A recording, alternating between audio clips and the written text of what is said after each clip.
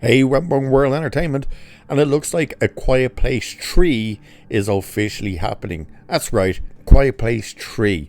No, Day 1 was not A Quiet Place 3. It, in fact, was a prequel, which everyone would have known if they'd seen it, but for some reason, people seem to think that that was the third movie. Not the case, and now we've getting confirmation that part 3 is in the works. So let's have a look at this article, shall we? It says, last year, fans enjoyed an exceptional entry in the franchise A Quiet Place. But A Quiet Place Day 1 wasn't a continuation of the story that captivated worldwide audiences in 2018 and 2021, respectively. Good God, really? That long ago? It doesn't seem like they were that long ago.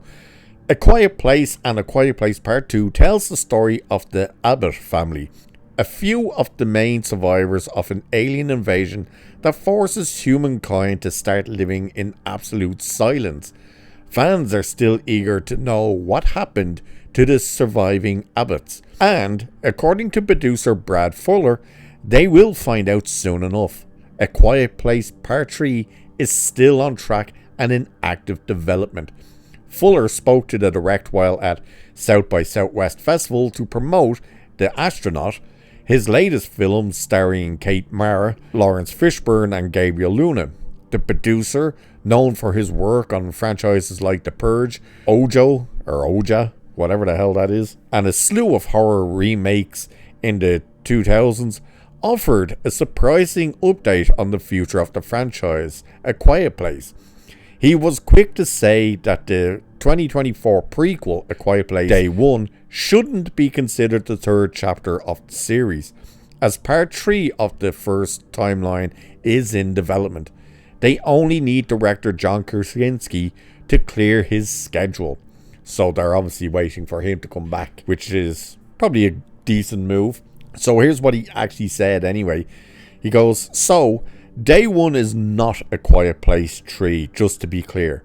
A Quiet Place 3, we're starting to put it together right now.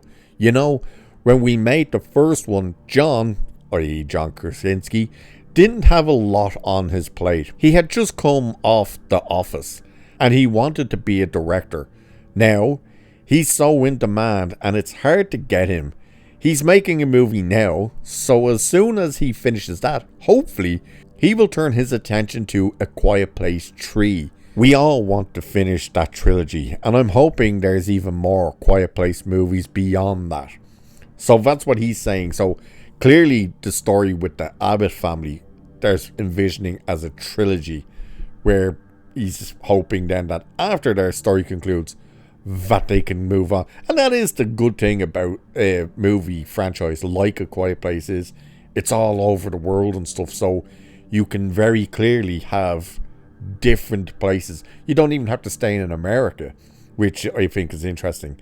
So it's saying the first entry of A Quiet Place followed the Abbotts as they survived the extermination of humankind. After aliens invaded the planet, the family is able to escape by following the rules. The massive creatures are ultra sensitive to sound, and their potential prey can stay safe by living in complete silence. In part 2, the Abbotts have lost one member of the family, technically two actually, and they are forced to go on the run and look for other survivors. Both movies were acclaimed by critics and audiences, and they were massive horror blockbusters. And of course, it talks about Day 1, which I enjoyed that one as well. I do like the Quiet Place movies. The premise was great in the first one. By the second one, you're thinking, how could you possibly do it? Especially when you now know how you could defeat these things. There's a weakness, which was extreme sound. But it was done very well. The only issue I had with Day 1 is something that you always run into when you do prequels. Is it sets stuff up that you're going, oh, so you knew that, so why didn't they know that in the other movies that's after these events? Such as, I suppose, spoilers if you haven't seen any of these movies, so you're warned if you haven't seen them.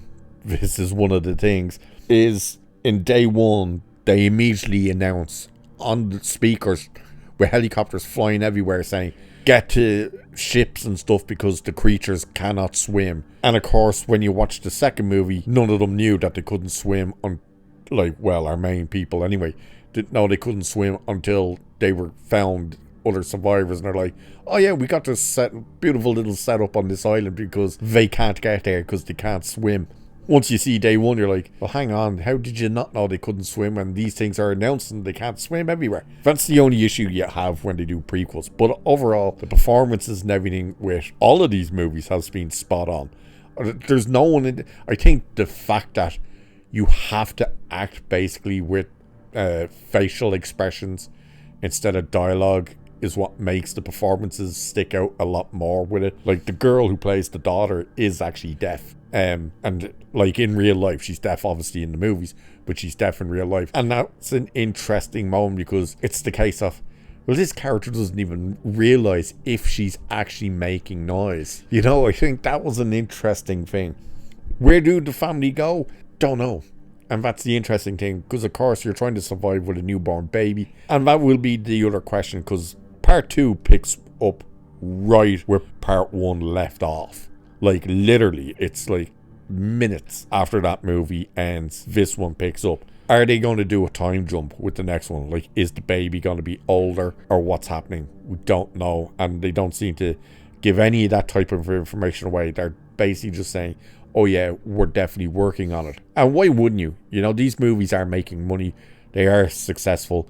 Each one of them, like, you've 3 movies now. Well, obviously one's a prequel, but 3 overall movies, and they've all done well and have been received well. So of course you would continue. And I think people want to see at least one more outing with Emily Blunt and whatnot. So yeah, I'm up for A Quiet Place Part 3. We'll see what kind of story they go with and how they do it and all that good stuff. So with that, I shall leave it there for this one. Like, share, subscribe, all that good stuff. Cheers, and I'll catch you in the next one.